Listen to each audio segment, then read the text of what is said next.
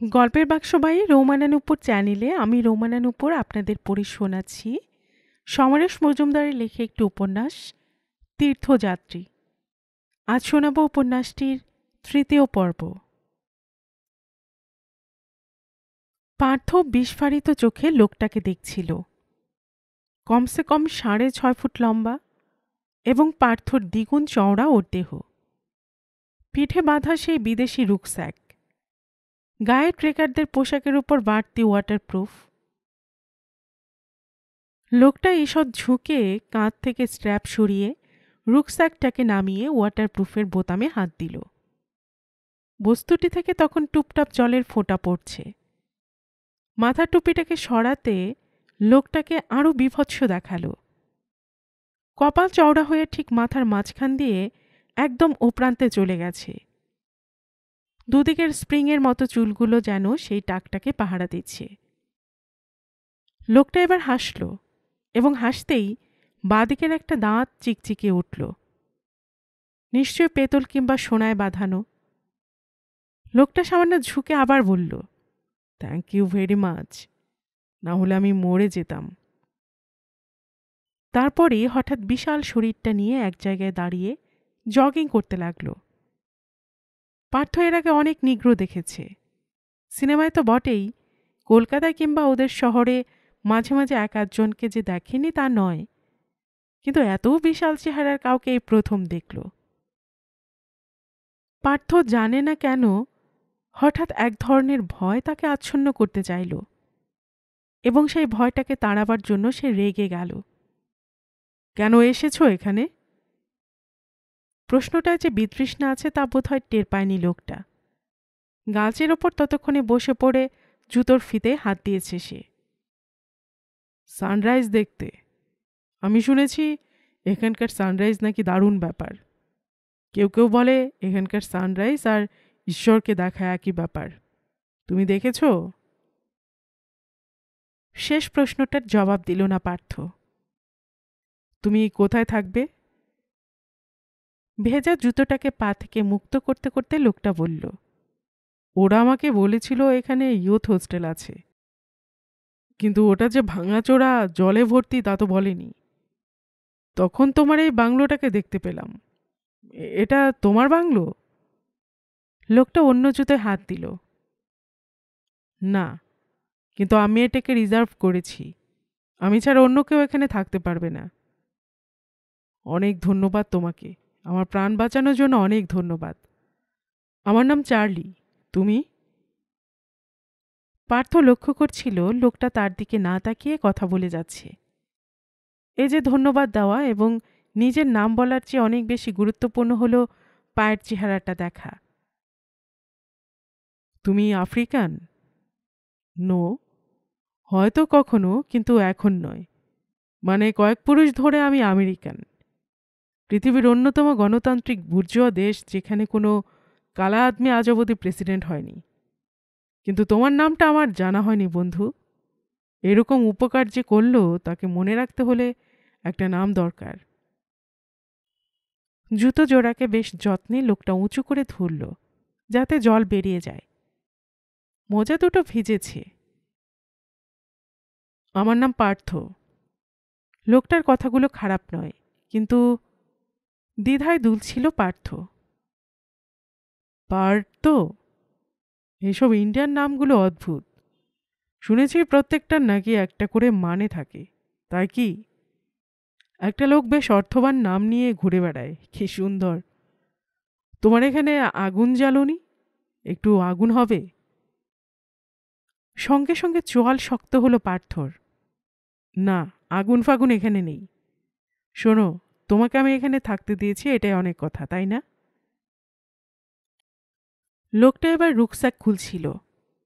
নিশ্চয়ই নিশ্চয়ই, ইন্ডিয়ানরা খুব অতিথি বৎসল। চুপ করো, থামিয়ে দিল পার্থ। ওসব বস্তা পচা কথা আমাকে শোনাতে এসো না। বাইরে থাকলে তুমি মরে যাবে, তাই তোমাকে ঢুকতে দিয়েছি। এই ঘরে তুমি রাতটা কাটিয়ে ভোরে সূর্য দেখতে চলে যাও। আমি চাই না আজকের রাতটা আর তুমি আমাকে বিরক্ত করো। কেটে কেটে শব্দগুলো উচ্চারণ করল পার্থ।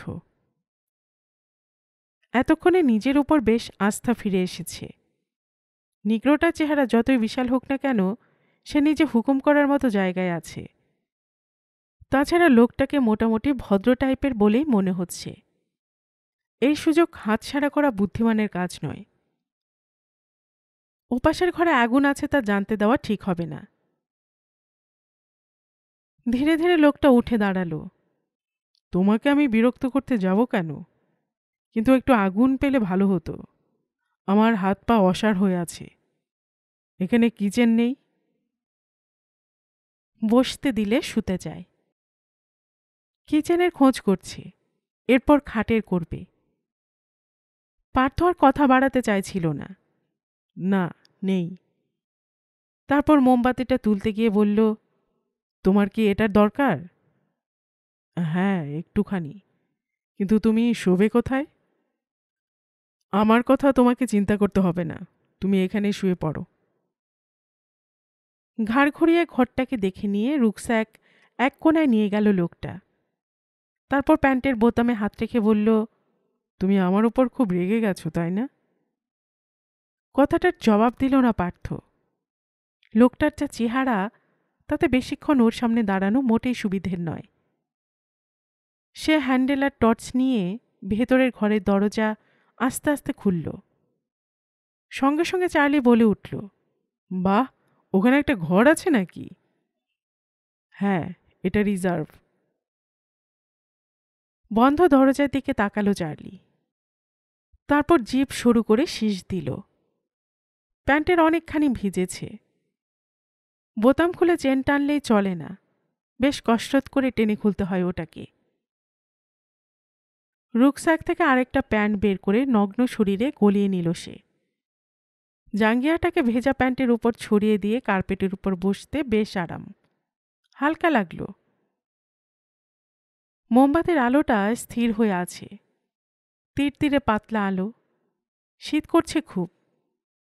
বাইরে দমদম বৃষ্টি ঝরছে। এই ছেলেটা বাঙালি। সন্দেহ বাগিস। এরা কেমন যেন। ছেলেটা দরজা বন্ধ করে কি করছে? ওর সঙ্গে গল্প করতে পারলেও তো শীতটা কমতো। চার্লি হাসল। শালার কথাবার্তার মধ্যে মালিক মালিক ভাব আছে। রুকস্যাক থেকে কম্বল বের করল সে। কোনাটা ভিজেছে। এখানে যে এত শীত তা কেউ বলেনি। কি দরকার ছিল যে এখানে আসার? শালা মাথায় ভূত চেপে গেল। পৃথিবীর শ্রেষ্ঠ সূর্যোদয় এখানে হয়। শুনে বুকের ভেতরটা কিলবিল করে উঠল। জীবনে সে অনেকদিন সূর্য ওঠা দেখেছে। একই ব্যাপার। দিগন্ত থেকে চট করে একটা লাল সূর্য আকাশে উঠে পড়ে। কিন্তু ওরা বলল এখানে নাকি সূর্য ওঠার আগে 1 ঘন্টা জুড়ে নানান কাণ্ড হয়। এখন যা বৃষ্টি হচ্ছে তাতে সেই কাণ্ডটা আদৌ ঘটবে কি না তাতে সন্দেহ। তাহলেই চিত্তির। এত পরিশ্রম, এত সময় নষ্ট ফালতু হয়ে গেল। ব্যাগ থেকে কৌটো বের করল চার্লি। তারপর ঢাকনাটা খুলে 2 আঙ্গুলের ডগায় খানিকটা গুঁড়ো পদার্থ তুলে জিভের তলায় ঢালল। জিন্দেগিতে সে অনেক রকম নেশা করেছে, কিন্তু ছোট মালটার জবাব নেই। কলকাতায় ফ্রি স্কুল স্ট্রিটে মাত্র 50 টাকা পেয়েছে সে। এর আগে 2 দিন খেয়েছিল। মিনিট 2 মধ্যে শরীর গরম হয়ে যায়। মাথার ভেতরটা হালকা, কারণ কান দুটো দিয়ে সব গরম বের হয়ে যায়। এতে শীত নির্ঘাত কম লাগবে। চার্লের গাল জিভ যেন পুড়ছিল। সে জানালার শাসির দিকে তাকালো। চিরকাল যেটাকে সে অপছন্দ করে এসেছে আজ সেই ভুলটাই করল। আমি পরিশ্রম করব, সময় নষ্ট করব, আর ফলটা পাবো কিনা তা ভাগ্যের হাতে ঝুলবে? কভি নেহি। ওসব ন্যাকাপনার মধ্যে থাকার কোনো মানে হয় না। হাত মুঠো করে জোরে ঘুষি মারল চার্লি ঘরের মেঝেতে। কার্পেটের শব্দটা খইয়ে দিল, কিন্তু কার্পেট কাঁপল। চার্লি হাসল। এটাই ঠিক। তাতে হাতে ফল পাওয়া চাই। মানুষের জীবন এত ছোট যে ভাগ্যের উপর সব ছেড়ে বসে থাকা মানে ভারতবর্ষের শ্রেষ্ঠ গাধাটার বন্ধু হওয়া। হায়, সে নিজে ওই কাজটাই শেষ পর্যন্ত করল। এখন বৃষ্টি যদি না থামে, না খেয়ে শুকিয়ে টলতে টলতে ফিরে যাও, গিয়ে বলো এবার হলো না, ঠিক আছে, নেক্সট টাইম। দুটো পা দুমদাম ছুড়ল সে। শালা নেক্সট টাইমের কাঁথায় আগুন। শরীর সামান্য গরম হয়েছে, কিন্তু কলকাতায় যে দুবার খেয়েছিল সেরকম নয়। এই ঠান্ডার জন্য রিয়াক্ট করছে না নাকি? চার্লি চোখ বন্ধ করল। চোখ বন্ধ করলে শালা সেই বুড়িটা কোত্থেকে ফুরুত করে চলে আসে। কুজো হয়ে হাঁটছে তো হাঁটছেই, আর মাঝে মাঝে মুখ ফিরিয়ে বলে, ও চার্লি, মাই বয়। চার্লি চোয়াল শক্ত করল, তারপর আরেকবার উচ্চারণ করল, mummy, leave me alone please. অথচ বুড়ি ছাড়ে না, ঘুম না আসা পর্যন্ত ফিরে আসেই। হার্লেমের রাস্তায় রাস্তায় রোজ একবার টহল দেওয়া যায়। বুড়ি ভেবেছিল তার ছেলে আমেরিকার প্রেসিডেন্ট হবে, কমসে কম মেয়র কিংবা ভালো একটা চাকরি করে গুছিয়ে নেবে। এই ভারতবর্ষে যদি বুড়ি আসতো, তুমি কে হে? আমি আমেরিকান। শালা এখানকার একটা ভিকিরেও কথাটা শুনে হাসত।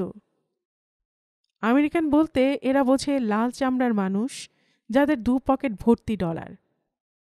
তার রংচটা জিন্সের প্যান্ট এবং ময়লা জামা দেখে মানুষেরা যে চোখে তাকায় সেটা বুঝতে একটু অসুবিধা হয় না চার্লির।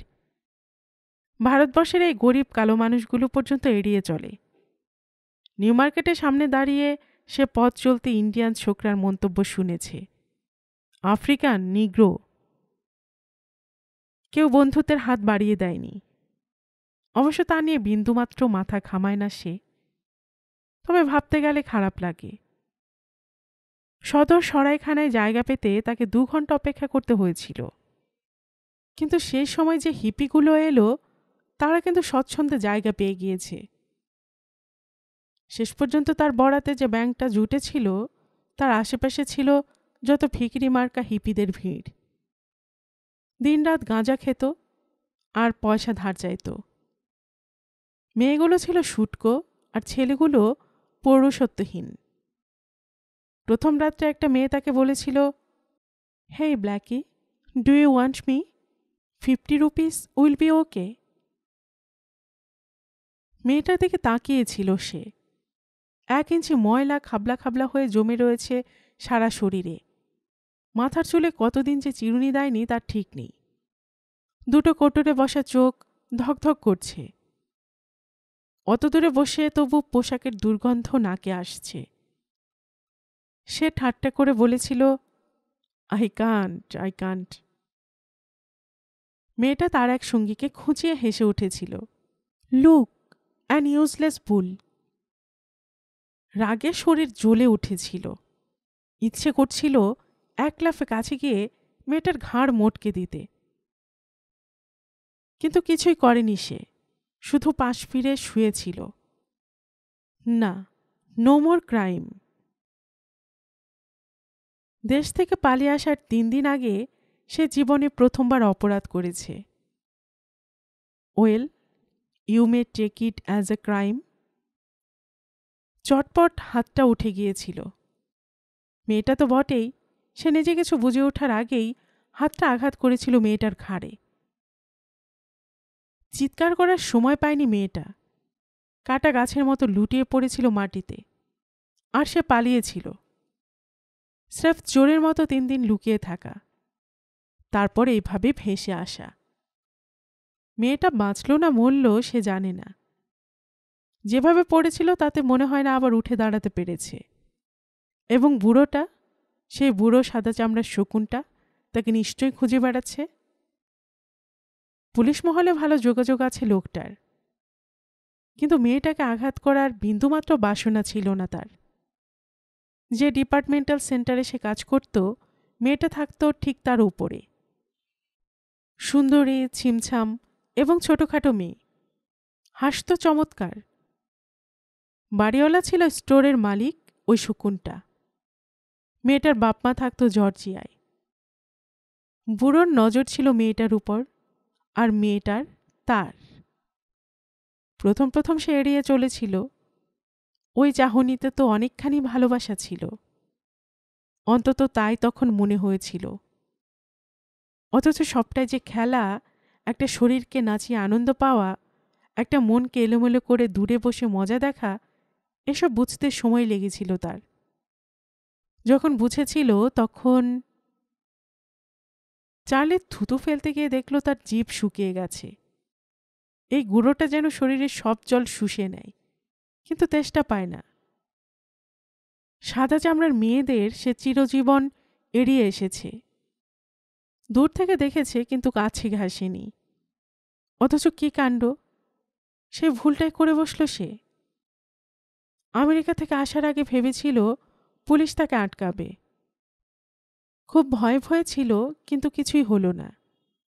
কেন হলো না সেটাই সে বুঝতে পারে না। প্রায় মনে হয় একটা চিঠি লিখবে বুড়িকে, মাম্মি আমার জন্য পুলিশ কি সানিয়ে বসে আছে। কিন্তু লেখার ইচ্ছেটা শেষ পর্যন্ত থাকে না। ভারতবর্ষে এসে তার ভালো লেগেছিল। কালো চামড়ার দেশ, একমাত্র হিপি আর খুব বড়লোক ছাড়া সাদা চামড়ার মেয়েদের চোখে পড়ে না। কিন্তু যতক্ষণ তোমার পকেটে টাকা ততক্ষণ তুমি এখানে খাতির পাবে। ফ্রি স্কুল স্ট্রিটে পা দিতেই দালালগুলো ছেঁকে ধরত তাকে, গার্লস গার্লস অ্যান্ড গার্লস। এবং সেখানে একটা নতুন জেনারেশনকে দেখতে পেল সে। নো ইন্ডিয়ান্স, হোয়াইট গার্ল অথচ হোয়াইট নয়। এর আবার অন্য ভারতীয়দের থেকে আলাদা। ঢং দেখে মনে হতো যেন সোজা লন্ডন কিংবা নিউ ইয়র্ক থেকে এসেছে। এদের দেখে উদাস চোখে তাকাতো চার্লি। সেদিন খুব মেঘ করেছিল। কলকাতাটা তার পুরোটাই দেখা হয়ে গিয়েছে। এখানে সাধারণ মানুষ জন্তুর মতো বাস করে, কিন্তু তাতেই বেশ আরাম পায়। পায়ে হেঁটে রাস্তায় রাস্তায় ঘুরেছে সে। লক্ষ্য করেছে যেই সে নিম্ন মধ্যবিত্ত পাড়ায় ঢুকত, অমনি একদল বাচ্চা তার পিছু নিত। তাদের ভাষা সে জানে না, কিন্তু হাসি এবং হল্লা শুনে বুঝতে অসুবিধা হতো না সেটা টিটকিরি। ওই কালো বাচ্চাগুলো কেন যে তাকে টিটকিরি দিত সে বুঝে উঠতে পারে না। একদিন একটা ট্রামে উঠে দেখে বেশ ভিড়, কিন্তু একজন মহিলা বসে আছেন এবং তার পাশের আসন খালি, সেখানে কেউ বসছে না। মহিলা মধ্যবয়সী এবং মোটাসোটা। চার্লির পা ব্যথা করছিল। সে এক্সকিউজ মি বলে সেই আসনটিতে বসতেই মহিলা যেন ইলেকট্রিক শক খেয়ে লাফিয়ে উঠলেন। সঙ্গে সঙ্গে দাঁড়িয়ে থাকা লোকগুলো হো হো করে হেসে উঠল। চার্লি অবাক হয়ে দেখল মহিলা নামলেন না, কাঠ হয়ে দাঁড়িয়ে রইলেন। তার মুখ চোখে ভয়ের চিহ্ন স্পষ্ট।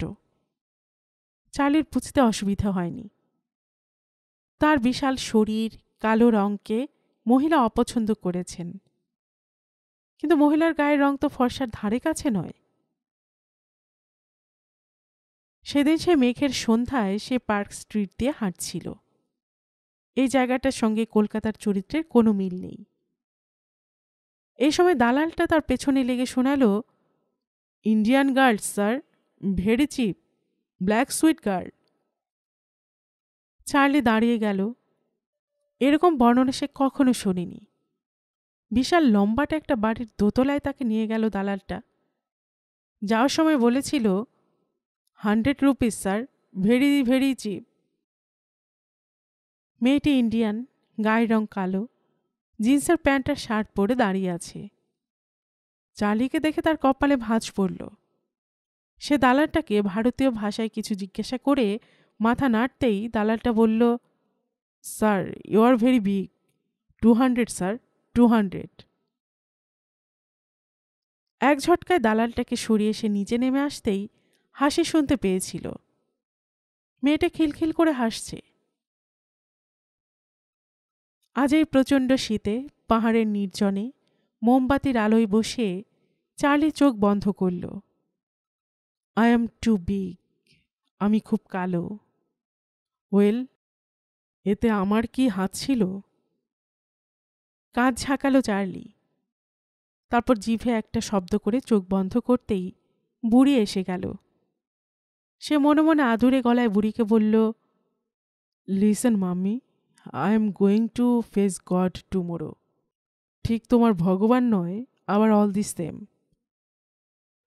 ওরা বলেছে সকালে সূর্য ওঠার আগে এখানকার পাহাড়ে পাহাড়ে আর আকাশের গায়ে যে কারবার হয় তাতে ঈশ্বর দর্শন ঘটে। Mummy, I will ask that bastard কেন সে মানুষের চামড়া রং আলাদা করেছে। কেন শালা একজন সব সুখ ভোগ করবে আর একজন তাই চেয়ে দেখবে। চার্লি চোখ খুলে শীষ দিল। তার খুব প্রিয় সুর। এই সুরটা তার বুড়িমা খুব ভালোবাসত। রুকসাকে হেলান দিয়ে চার্লি সুরটা নিয়ে খেলা করতে লাগল। বন্ধ পাল্লায় পিঠ দিয়ে এবার পার্থর খানিকটা স্বস্তি হল। শুধু ছিটকিনি নয়, হুড়কোটাও তুলে দিল সে। যা বিশাল চেহারা, এই দুটোকেও ঠিক ভরসা নেই। সে হ্যান্ডেলটাকে দরজার পাশে এমনভাবে রেখে দিল যাতে প্রয়োজনে ব্যবহার করা যায়। ফায়ারপ্লেসের আগুন এখন টিমটিম করছে। মোমবাতি নেই, সুতরাং ওটাকে বাড়ানো দরকার। যদিও সারা ঘরে এখন গরম লালচে আভা ছড়িয়ে আছে। পার্থ আরও দুটো কাঠ আগুনের মধ্যে গুঁজে দিয়ে বিছানার দিকে তাকাতেই দুটো চোখ দেখতে পেল। আপাত চিবুক কম্বলে ঢেকে অ্যান তার দিকে তাকিয়ে আছে। ও দ্রুত উঠে এলো খাটের উপর, তারপর খুব নিচু গলায় বলল, একটা লোক এসেছে, বিশাল চেহারা, নিগ্রো। শেষ শব্দটা শোনামাত্র অ্যানের চোখ কুঁচকে গেল, কপালে ভাঁজ পড়ল। চট করে উঠে বসল সে। আফ্রিকান? এই অভিব্যক্তির সঠিক অর্থ ধরতে পারল না পার্থ। আমেরিকান বললে আবার দেশওয়ালি অনুভূতি বেড়ে না যায়। কিন্তু সত্যি কথাটা না বলে পারল না সে। অ্যানের ঠোঁটে একটু একটু করে হাসি ফুটল। আমার জীবনের প্রথম পুরুষ একজন নিগ্রো, তুমি যা শুনতে চাইছিলে।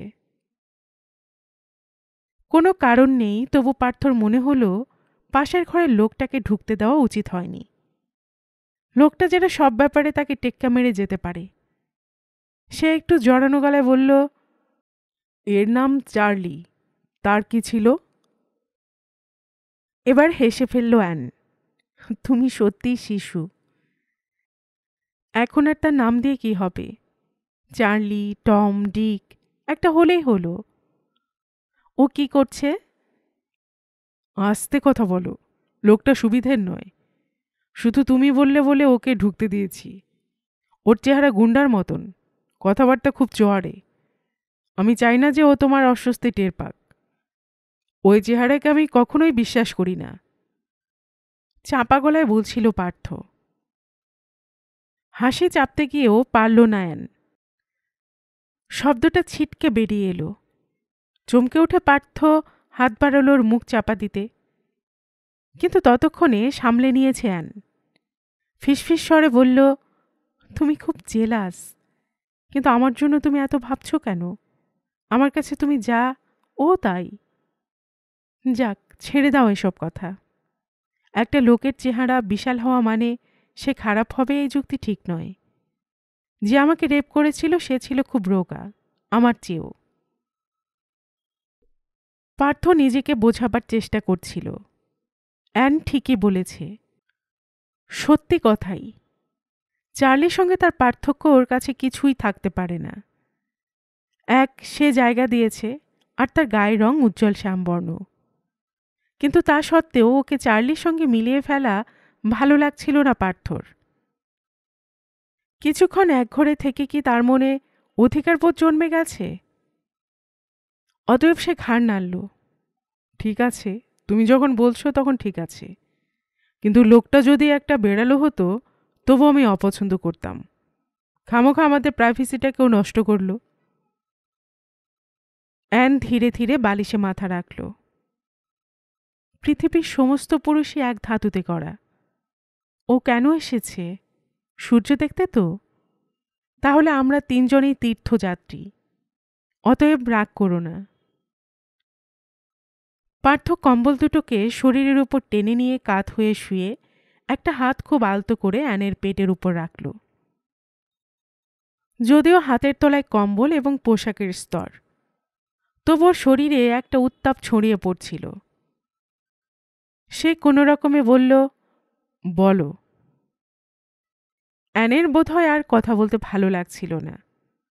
সে ক্লান্ত গলায় বলল, কি আর বলবো, তোমার কথা, তোমার সব কথা। ক্রমশ পার্থ ডান হাত অ্যানকে বৃত্তের মতো ঘিরে ফেলছিল। অ্যান হাসল। এভাবে কথা বলা যায় না, তাছাড়া আমার পেটে লাগছে, হাতটা সরাও। কথাটা শেষ হয়ে আসা মাত্র পার্থর হাত ছেঁড়া দড়ির মতো আলগা হয়ে যাচ্ছিল। এখন দুজনে পাশাপাশি নিঃশব্দে শুয়ে। পার্থর মনে হচ্ছিল সে খুব ভুল করছে। বীরভোগ্যা বসুন্ধরা। অ্যানের উপর অনেক আগে তার জোর খাটানো উচিত ছিল, এবং সেটা করার এখনো সময় যায়নি। আর তখনই ডিমঘরে বেশ জোরে শব্দ হলো। ওটা কাশি কিংবা হাঁচি হতে পারে, কিন্তু পার্থর নার্ভে চড়াং করে উঠল। সে উঠে বসল। তখনই অ্যান চোখ বন্ধ করে বলল, আমার তখন মাত্র 15 বছর বয়স। প্রসারিত দুই হাতকে কোনো রকমে সংযত করল পার্থ। তার ফ্যাঁসফ্যাঁসে গলায় শব্দ উঠল, 15? চোখ খুলল অ্যান, খুলে হাসল। 14 বছর 10 মাস। একটু আগে ভাগে ঈশ্বর আমার শরীরে মেয়েলি সম্পত্তি চালান করেছিলেন, ফলে সব বয়সী ছেলেরা আমার দিকে চকচকে চোখে তাকাত। আমার মা ছিলেন খুব রক্ষণশীল। অন্যান্য মেয়েরা যখন শরীর দেখানো পোশাক পরত, তখন আমার হাঁটুও কেউ দেখতে পায়নি। মা আমাকে অহরহ বলতেন, মেয়েদের সবসময় পুরুষের সংস্পর্শ থেকে দূরে থাকা উচিত। একমাত্র স্বামী ছাড়া কোনো পুরুষ মেয়েদের আপন নয়, এইসব।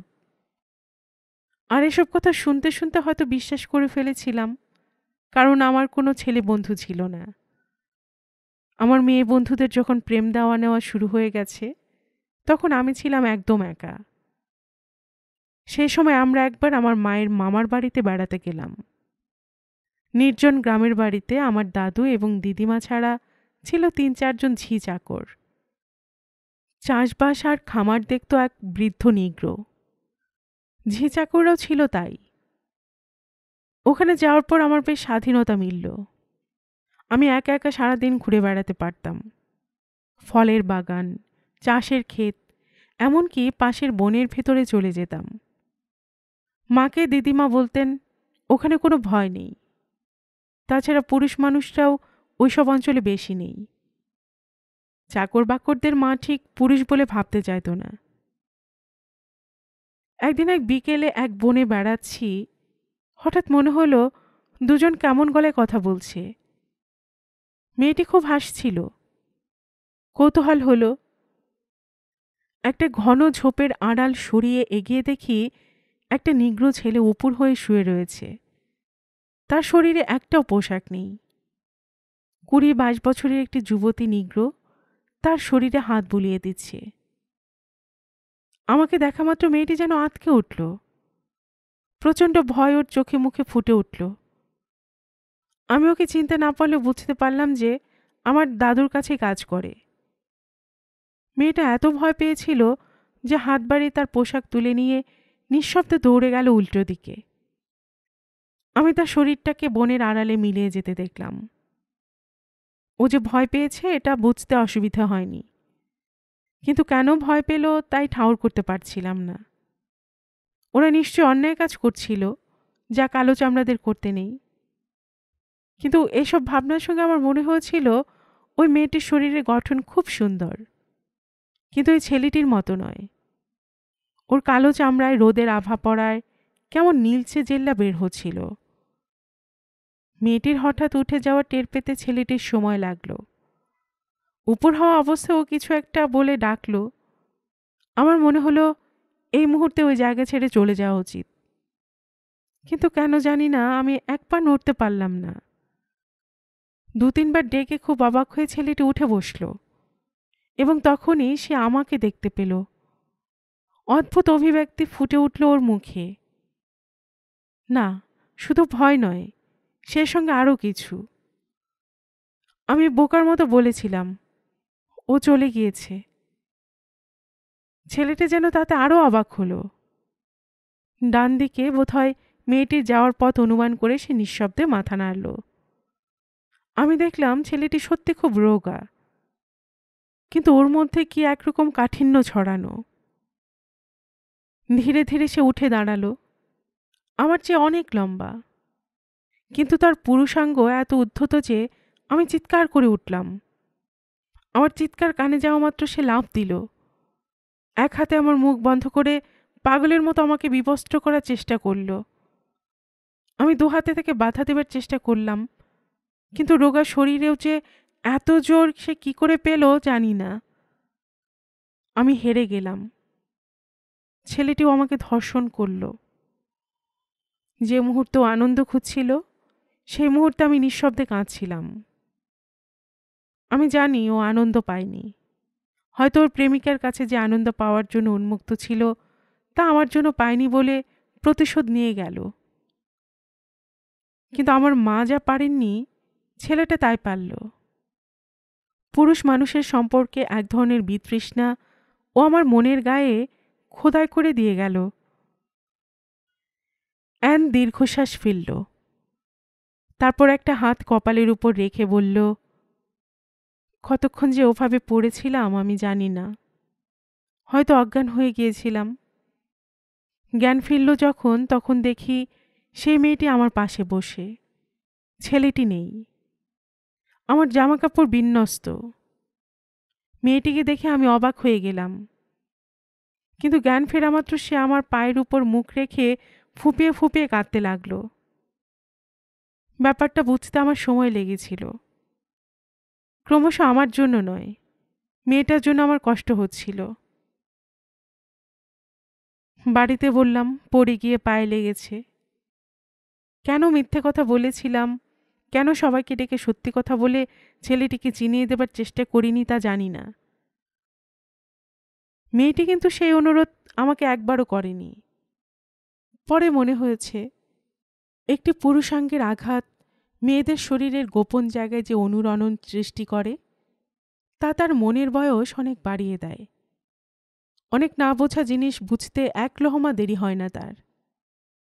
আমারও বোধহয় তাই হয়েছিল। না হলে একদিনে আমি অত বড় হয়ে গেলাম কেন? ঈশ্বরকে ধন্যবাদ। সব বীজ ফসল বহন করে না, তাই আমি বেঁচে গেলাম। সেই রাত্রে ঠিক এইরকম ঝড় উঠেছিল আকাশ কাঁপিয়ে। অ্যানের কথাগুলো হাঁ করে গিলছিল পার্থ। শেষ হওয়া মাত্র বলল, ছেলেটিকে আর দেখনি? দেখেছি, তবে অন্য চেহারায়, নানান জায়গায়, সাদা চামড়াতেও। এই সময় ডিম ঘরে পায়ের শব্দ উঠল। দরজার কাছে এসে চার্লি ডাকল, হেই মিস্টার। গলাটা এমন আচমকা কানে এলো যে ত্রস্তে পার্থ অ্যানের মুখে হাত চাপা দিল। ইঙ্গিতে ওকে কথা না বলতে বলে ও শোয়ার চেষ্টা করল। মনে মনে বলল, শালা। Hey mister. দরজায় আলতো শব্দ হলো। মিস্টার পাত্র। ফিসফিসে অ্যান বলল, ও কিছু চাইছে, সাড়া দাও নইলে থামবে না। ইচ্ছে ছিল না, কিন্তু পার্থর মনে হলো কথাটা ঠিক। সে চিৎকার করল, কি চাও? প্লিজ দরজাটা একবার খোলো, প্লিজ। চার্লির গলায় অনুরোধ। কি দরকার তোমার? তখনই বলেছি আমাকে বিরক্ত করবে না। আর করব না। তুমি কি খাটে শুয়েছ? হ্যাঁ। কম্বলের তলায়? অনেক কম্বল কি তোমার কাছে আছে? Hey mister, please. কেন, তাতে তোমার কি দরকার? শিরা ফুলিয়ে ঝাঁঝিয়ে উঠল পার্থ। আমি এই ঠান্ডা সহ্য করতে পারছি না। আমার স্লিপিং ব্যাগ ভিজে গেছে। প্লিজ। Hey mister. পার্থ অ্যানের দিকে তাকালো। অ্যান বলল ফিসফিসিয়ে, যেভাবে কথা বললে শুধু নিজেই শোনা যায়, লোকটা খুব কষ্ট পাচ্ছে মনে হচ্ছে। মুখ ফেরালো পার্থ। একটু আগে যে মেয়ে তার জীবনের সবচেয়ে করুণ অভিজ্ঞতার জন্য একটা নিগ্রোকে দায়ী করেছিল, সে আবার একটা নিগ্রো কষ্ট পাচ্ছে বলে অনুভব করছে। পার্থ চাপা গলায় বলল, আমি কি করব? আমাদের 4টের বেশি কম্বল নেই। ওকে একটা দিলে আমারই রাত্রে ঘুম হবে না ঠান্ডায়। নিজেকে কষ্ট দিয়ে আমি দান করতে চাই না। অ্যান হাসল। এ ঘরে তো মোটেই ঠান্ডা নেই। যতক্ষণ ফায়ারপ্লেস জ্বলছে ততক্ষণ আমাদের কোনো কষ্ট হবে না। বেচারা তো সূর্য দেখতে এসেছে। বেমালুম মিথ্যে কথা বলল পার্থ। যখন আর জ্বালাবার মতো কাঠ থাকবে না তখন? উফ, তোমরা বড্ড ভবিষ্যতের কথা ভেবে বর্তমানকে অনিশ্চিত করে তোলো। ঠিক আছে, তুমি আমার কম্বল শেয়ার করতে পারো তেমন প্রয়োজন হলে। সমস্ত শরীরে যেন প্লাবন বয়ে গেল। এখন যদিও পাশাপাশি শুয়ে, কিন্তু আলাদা কম্বলের পাতলা আড়াল একটু একটু করে কঠিন ইস্পাতের চেহারা নিচ্ছিল। অন্যের জীবনের ওই ঘটনাটা শোনার পর সেই আড়াল সরাবার ক্ষমতা তার আসত কিনা সন্দেহ। কিন্তু দুটো শরীর যদি এক কম্বলের তলায় থাকে, ওহ ভগবান, তুমি কি দয়াময়! দ্রুত খাট থেকে নেমে একটা কম্বলে শরীর জড়িয়ে নিল পার্থ। তারপর অন্য কম্বলটাকে হাতে রেখে দরজার দিকে এগিয়ে যেতে যেতে চিৎকার করল, এই যে চার্লি, তুমি শুনতে পাচ্ছ? ডিমঘর থেকে আওয়াজ ভেসে এলো, হ্যাঁ, কিন্তু এখানে ভয়ঙ্কর ঠান্ডা। ঠিক আছে ঠিক আছে, আমি তোমাকে সাহায্য করতে পারি, কিন্তু একটা শর্তে। তুমি ঘরের কোণে গিয়ে চুপ করে বসো। পার্থ দরজার গায়ে হাত দিল। কেন? আমি বসতে পারছি না। এত ঠান্ডায় বসা যায় না। তাছাড়া ওই কোণায় আমাকে তুমি বসতে বলছো কেন? তুমি কি ভাবছো আমি জোর করে ঢুকে তোমার খাটে শুয়ে পড়ব? আমি কিছুই ভাবছি না। শুধু তুমি দরজা থেকে দূরে সরে থাকো। আমি তোমায় জায়গা দিয়েছি। আশা করি তুমি আমার এই অনুরোধ রাখবে। তুমি কি সরে গিয়েছো? পার্থ কথাগুলো বলার সময় বুঝতে পারছিল এতে চার্লির সন্দেহ বাড়তে পারে, কিন্তু সে নিরুপায়। আজকের রাতটা কেটে যাওয়ার পর ও যদি অ্যানের অস্তিত্ব জানতে পারে, তাহলে বয়ে গেল। ওপাশে দরজা থেকে দুটো পায়ের শব্দ দূরে চলে গেল। তারপর যে গলাটা পার্থ শুনল, সেটাই বোঝালো চার্লি কথা রেখেছে। খুব সন্তর্পণে দরজা খুলে পার্থ মুখ বের করল। চার্লি এখন সেই কোণে স্লিপিং ব্যাগের উপর বসে আছে বাবু হয়ে। এত বড় শরীরটাকে কি অসহায় দেখাচ্ছে! কম্বলটা ছুঁড়ে দিল পার্থ ওর গায়ে। দুহাতে লুফে নিয়ে সেটাকে সমস্ত শরীরে জড়িয়ে চার্লি বলে উঠল, থ্যাংক ইউ, থ্যাংক ইউ। আহ, কি আরাম! তারপরে নাক টানল। মেয়েদের বুকের মতো গরম। ও যে গন্ধ বলল না, তাতে পার্থ খানিকটা নিশ্চিন্ত হল। সে গম্ভীর মুখে বলল, আশা করি আর আমাকে বিরক্ত করবে না। আমি বারবার বিছানা ছেড়ে উঠতে চাই না। কম্বলের একটা অংশ চটপট স্লিপিং ব্যাগের মধ্যে ঢুকিয়ে ভেজাটাকে এড়াবার ব্যবস্থা করছিল চার্লি। না না, আর তোমাকে ডাকবো না। It's terrible cold. ওরা আমাকে ব্লাব দিয়েছে। ইউথ হোস্টেল না ছাই। তারপর সেখানে আরাম করে বসে বলল, কিন্তু মুশকিল হলো, আমার প্রচণ্ড খিদে পেয়ে গেছে। আমার সঙ্গে যা ছিল বৃষ্টির জলে সব নষ্ট হয়ে গিয়েছে। আঙুল দিয়ে একটা ভেজা প্যাকেট দেখালো চার্লি। তোমার কাছে খাবার আছে? কথাটা শোনা মাত্র মাথার ভেতর চট করে বুদ্ধিটা খেলে গেল। এই লোকটার যা শরীর, তাতে অল্প স্বল্প কষ্ট সহ্য করা এর কাছে কিছু নয়। একে যদি রাজি করানো যায়, তাহলে নিজেদেরও প্রয়োজন মেটে। কিন্তু এই আবহাওয়ায় কোনো মানুষ বাইরে বের হতে চাইবে না। তাছাড়া মনে হচ্ছে এর ঠান্ডাটা একটু বেশি। সে নিজে অবশ্য এখানে ওইভাবে বসে থাকলে মরে যেত। সে একটু চিন্তার ভান করে জিজ্ঞাসা করল, তোমার কি খুব খিদে পেয়েছে? অনেকক্ষণ না খেয়ে আছো? তোমার কাছে তাহলে খাবার আছে? চার্লির মুখে চোখে উল্লাস। সে উঠে দাঁড়াতে যেতেই পার্থ চিৎকার করল, না, একদম উঠবে না, চুপ করে বসো। খুব অবাক হয়ে গেল চার্লি। তারপর বাধ্য ছেলের মতো স্লিপিং ব্যাগের উপর বসে পড়ে বলল, তুমি আমাকে শত্রু বলে মনে করছো কেন? আমরা বন্ধুর মতো কথা বলতে পারি, বিশেষ করে আমরা দুজনে যখন কালো মানুষ। কালো মানুষ? পার্থ চার্লির মুখের দিকে তাকালো।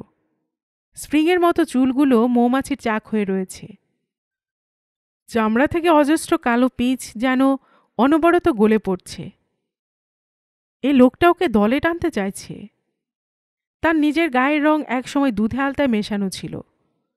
রোদে পুড়ে সামান্য তামাটে হলেও যে কোনো বাঙালি বলবে সে ফর্সা। আর এই নিগ্রোটা বেমালুম বলে দিল আমরা দুজনেই কালো। কি আস্পর্ধা! সে আড়ষ্ট হল। কথাটা ভেতরের ঘরে গেলে হয়তো অ্যানের ব্যবহার পাল্টে যেতে পারে। বিশেষ করে ওর জীবনে একটি কালো লোকের দগদগে স্মৃতি রয়েছে। কিন্তু এ নিয়ে তর্ক করা বুদ্ধিমানের কাজ নয়। গরিব মানুষেরা কাউকে দলে টানতে চাইলে তাকে গরিব মনে করে খুশি হয়। প্রসঙ্গ ঘোরাবার জন্য পার্থ বলল, আমার কাছে খাবার আছে, তুমি খেতে চাও? ও শিওর, তুমি লোকটা সত্যিই ভালো। এরকম দুর্যোগের রাত্রে আমাকে জায়গা দিলে, খাবার দিচ্ছ, আমি তোমাকে চিরকাল মনে রাখব। বিগলিত গলায় বলল চার্লি। তাহলে তোমাকে একটু কষ্ট করতে হবে। বাংলো থেকে বেরিয়ে খানিকটা নিচে গেলেই তুমি আমার জিপ দেখতে পাবে। জিপের দরজা খুললে একটা হটবক্স দেখতে পাবে, যার ভেতরে প্রচুর লোভনীয় খাবার এখনো গরম রয়েছে। পার্থর কথা শেষ হওয়া মাত্র আর্তনাদ করে উঠল চার্লি। তুমি এই ঠান্ডায় আমাকে বাইরে যেতে বলছো? ওই বৃষ্টি গায়ে যদি আবার লাগে। আতঙ্কে চোখ বন্ধ করে শিউরে উঠল যেন সে। পার্থ নির্বিকার গলায় বলল, তাহলে আমার কিছু করার নেই। Good night. দরজার পাল্লা বন্ধ করতে যেতেই চার্লি চিৎকার করে উঠল, দাঁড়াও দাঁড়াও, তোমার ওই ঘরে কি একটুও খাবার নেই? যদি থাকে তাহলে আমাকে আর বাইরে যেতে হয় না। তোমার সঙ্গে এতক্ষণ রসিকতা করছি বলে যদি মনে করো। না না, আমি সে কথা বলছি না। তুমি ওভাবে কথা বলছো কেন? ব্রিটিশরা আমাদের সঙ্গে ওই গলায় কথা বলে, যেন আমরা পৃথিবীর দ্বিতীয় শ্রেণী নাগরিক।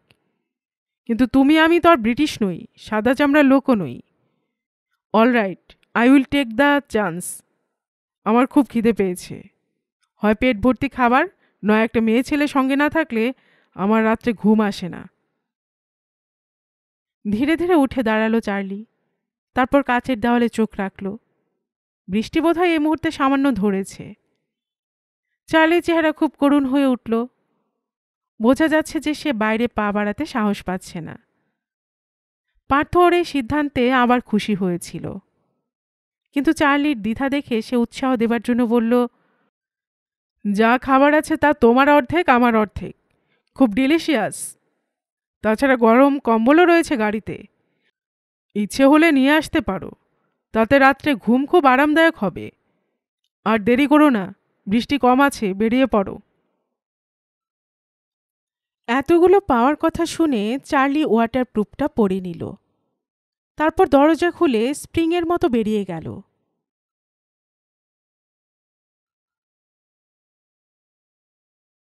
গল্পের বাক্সবাই রোমানা নুপুর চ্যানেলে আমি রোমানা নুপুর এতক্ষণ আপনাদের পড়ে শোনাচ্ছিলাম সমরেশ মজুমদারের লেখা একটি উপন্যাস তীর্থযাত্রী এর ৩য় পর্ব। আর এতক্ষণ গল্প পাঠে আমি আপনাদের সাথে ছিলাম রোমানা নুপুর। আপনারা যারা গল্পের বাক্স চ্যানেলের গল্প নতুন শুনছেন, আপনাদের সুবিধার্থে একটি বিনীত অনুরোধ, যদি আপনারা আরও এমন উপন্যাস শুনতে চান তবে নিচে সাবস্ক্রাইব বাটনে একটি ক্লিক করে রাখুন ও একটি লাইক করে রাখুন। এতে এই চ্যানেলের ভিডিওগুলি খুঁজে পেতে আপনাদের সুবিধা হবে। আর পাশে থাকা বেল বাটনটি চেপে রাখুন, যাতে নতুন কোনো উপন্যাস বা পর্ব দেওয়ার সাথে সাথেই আপনাদের কাছে নোটিফিকেশন চলে যায়। সবসময় সবাই খুব ভালো থাকুন, সুস্থ থাকুন, আনন্দে থাকুন, এই প্রার্থনা রইল।